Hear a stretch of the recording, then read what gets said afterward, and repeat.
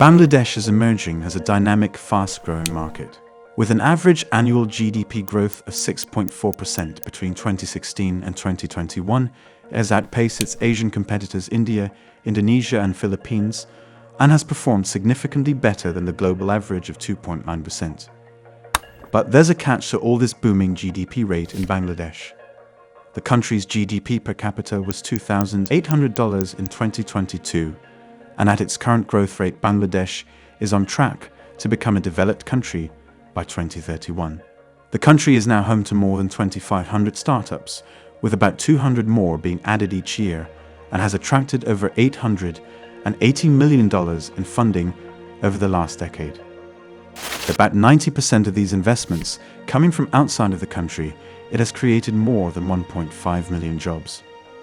Bangladesh's extremely active domestic consumer market accounts for nearly 70% of the entire GDP and is rapidly expanding. So, what does this mean for the country? According to the United Nations Conference on Trade and Development, FDI inflows to Bangladesh, primarily from multinationals, rose by nearly 13% in 2021 to $2.9 billion and stayed the same in 2022, even when recession worries were being felt across the globe. The textile industry of Bangladesh is more than 500 years old and is one of the oldest and most successful industries with its rich history. At present, Bangladesh ranks second in the world as the largest apparel producers with a $20 billion business in which 80% is earned by exporting goods. The multi-fiber agreement was established in 1974. It imposed quotas on the amount of clothing and textile that developing countries could export to developed nations. The United States and the European Union restricted imports from developing countries in an effort to protect their own textile industries.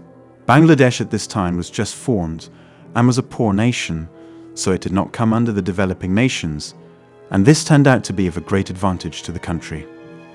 The country's textile exports increased from $3.8 million in 1983 to $31.2 billion in 2017. That's 810,000% growth rate in just 34 years. This growth of Bangladesh was only possible due to the US quota system, which imposed export limits on developing countries like China and India.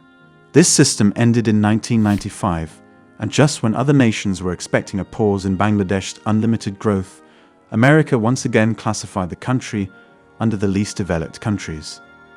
This is not as bad as it sounds. In fact, it turned out to be even more profitable to the country. Bangladesh did not have to pay any duty or taxes on their exports. So what happens is, their clothes get more cheaper. For developed countries, buying more clothes from them becomes easier. And just like that, all clothes gets a Made in Bangladesh tag. The EU also supported America in this and made the Everything But Arms scheme.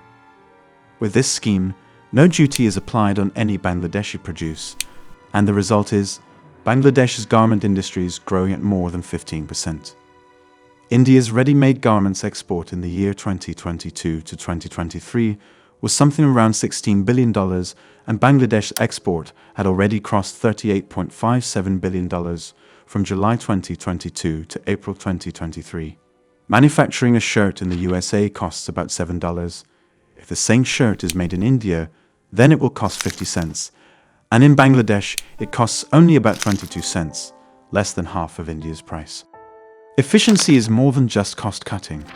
It's about doing more with less.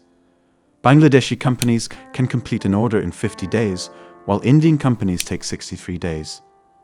This is because India is a larger country, so it takes longer to transport goods to the port.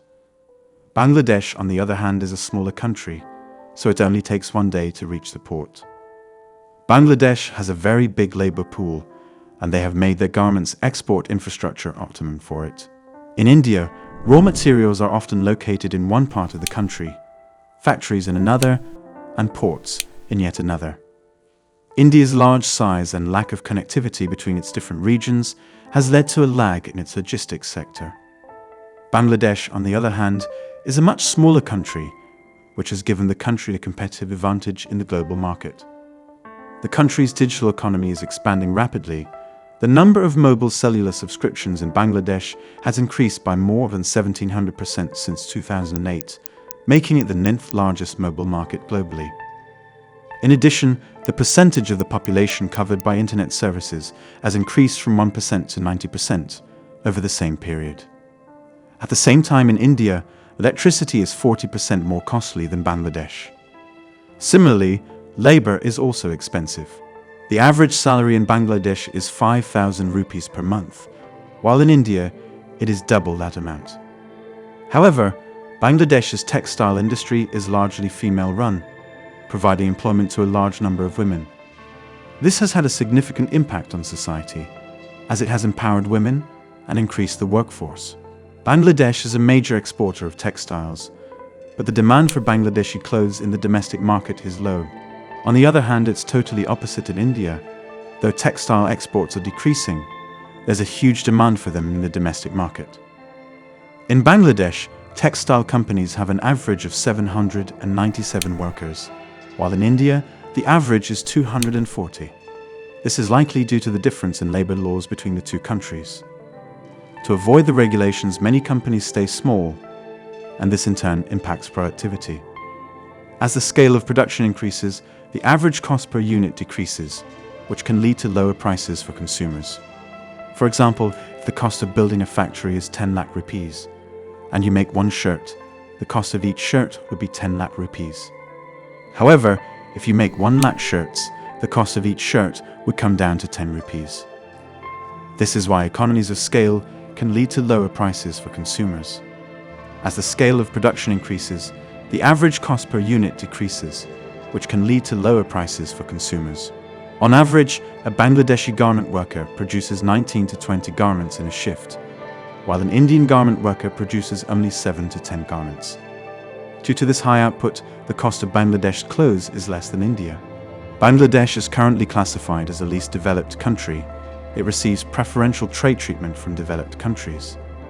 However, Bangladesh is expected to graduate from LDC status in 2025. This means that Bangladeshi exports will face higher tariffs in developed countries and could lead to an increase in the cost of Bangladeshi clothes. Bangladesh does not have its own sources of raw materials. It imports all of its raw materials, mostly from China, and this makes its garment industry vulnerable to fluctuations in the price of raw materials.